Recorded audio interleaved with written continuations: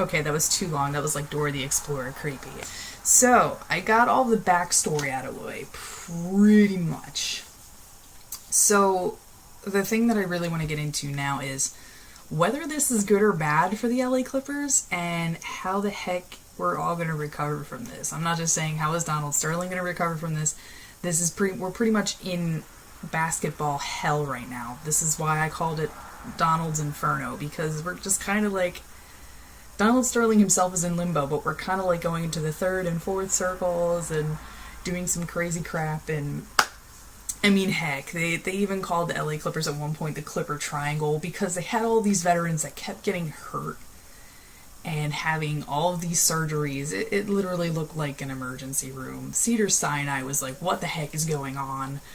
So, the one thing that I was thinking is, Donald Sterling has been at the helm for like 30 some odd years.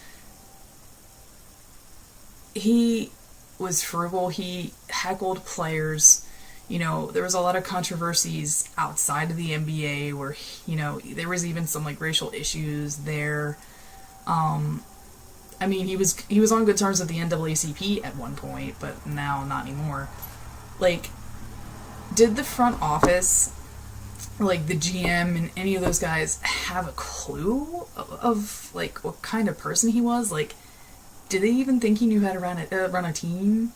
Like, I think of it this way: did they even have the stones to say, "Hey, dude, take your ball and go elsewhere. We need someone else." But you have an owner who has all of this money, giving the GM pretty much nothing to work with. So he's making the GM look bad. He's making a lot of the front office look bad. He's just making the team in general look bad because he has no idea what's going on. This isn't franchise mode in NBA 2K, okay? I think I could run a better team than Donald Sterling, and look at me. So, this is going to sound really weird, but I think the whole Donald Sterling controversy is actually the best thing to happen to this team ever since they moved from San Diego in, like, 1980. Because from a PR standpoint, it's bad.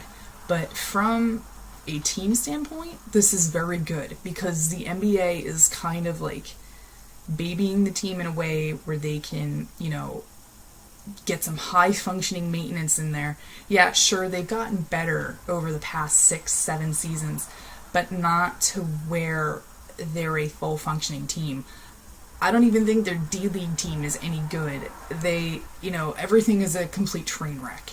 So, there's a lot of construction signs all over, I guess you can say all over LA, because even the Lakers are having problems, and everyone knows who the Lakers are, but the Clippers are like, where'd you come from? Like, or that kind of deal.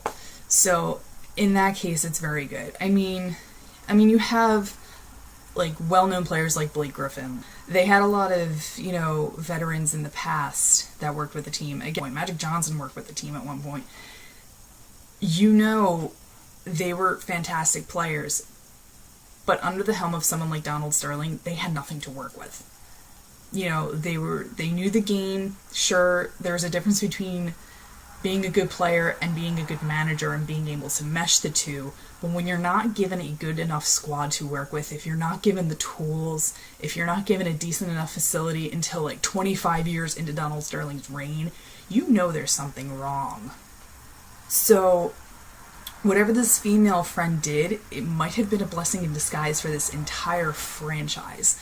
Because after the NBA Finals are done, you're going to see a lot of news on, I guess, ESPN. I guess ESPN does care. They still care more about the NBA than the NHL, but I digress.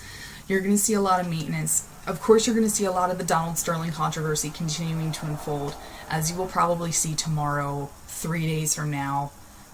Oh crap, even 6 months from now, because he's probably going to be on some reality show at some point. But there's going to be a lot of changes going on. You're going to see a lot more positive press coming from the LA Clippers, because they're going to have an owner that eventually knows how to use the money, knows how to work with the general manager, knows how to work with the head coaches.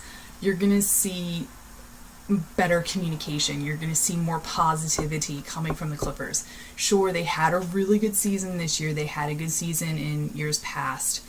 But a lot of people thought it was a fluke. A lot of people thought it was just luck. They thought it was just, fresh talent.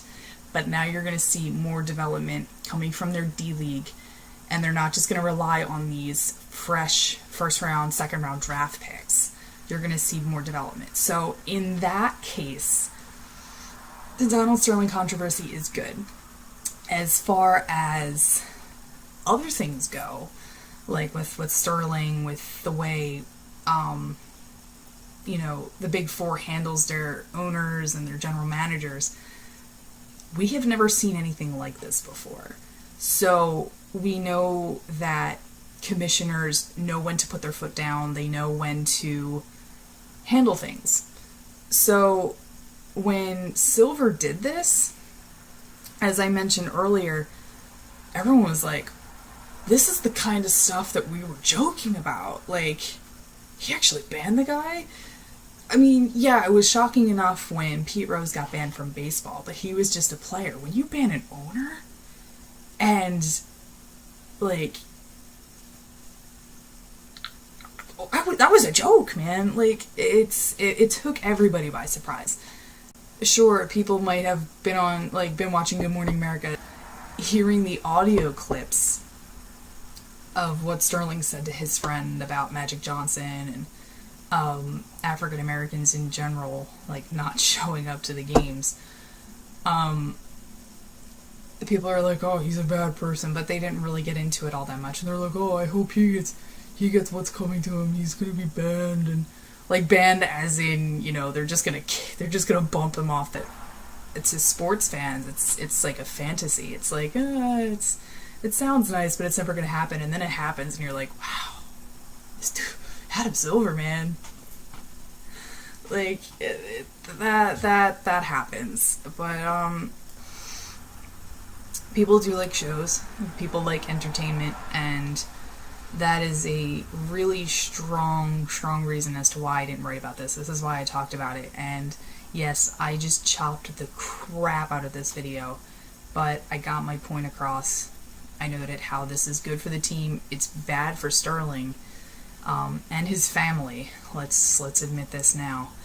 But it was a field day for the media. They seriously, just dug this into the ground, and I hate saying that, but they really did. I can't begin to tell you how many times I watched Obama's reactions to what Sterling said, to what Magic Johnson said.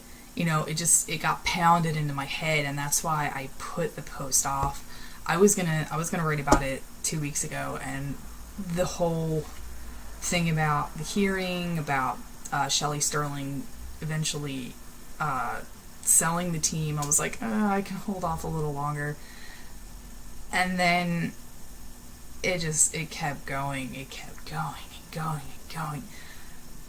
I felt like I was watching an episode of All My Children. I kid you not. This was the biggest soap opera drama I have seen in sports. I mean, I wasn't alive when Pete Rose got banned from baseball. Of course I wasn't alive. But, the inception of social media and everything else, everyone talking about it, little side stories from the New York Times or from ESPN or from CNN, I have been smothered with it, and I'm smothered to the point where I just don't want to touch it. I don't want to type. What do girls do best? We complain. We talk on the phone with our friends. Or text, whatever. I wanted to talk about it, and I am so glad that I did. I mean, I can joke about it all I want. I can put up funny pictures. I can embed YouTube clips on paragraphs. But with something like this, you need to see the emotion. And you can see that I am tired. I am frustrated by all of this, because I originally wanted to get into broadcasting. I wanted to get into sports writing and journalism. And it's cases like these that make me so happy that I didn't continue on with it. Granted, I still write about sports. I'm a huge sports fan. I've loved sports ever since I was that big.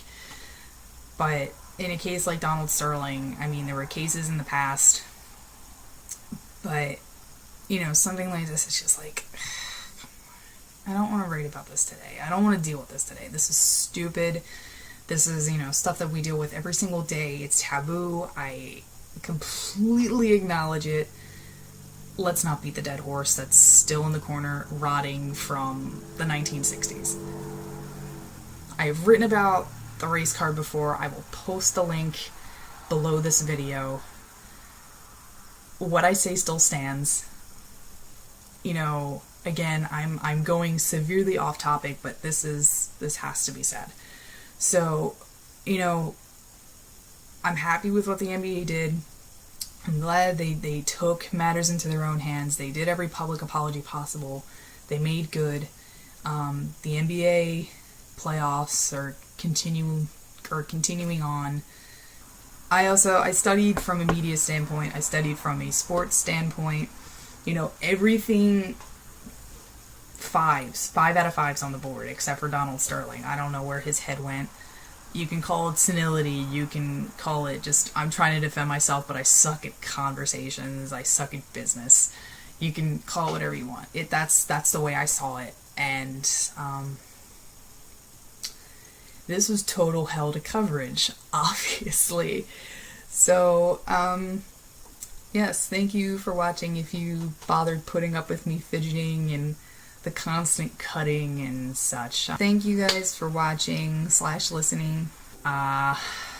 If you guys have any thoughts on what I said or how horrible of a person I am, that I should stick to writing and never do these videos again, just put them in the comments below. I promise I won't be mad, because I'm pretty mad at myself right now. So again, thank you, and be good.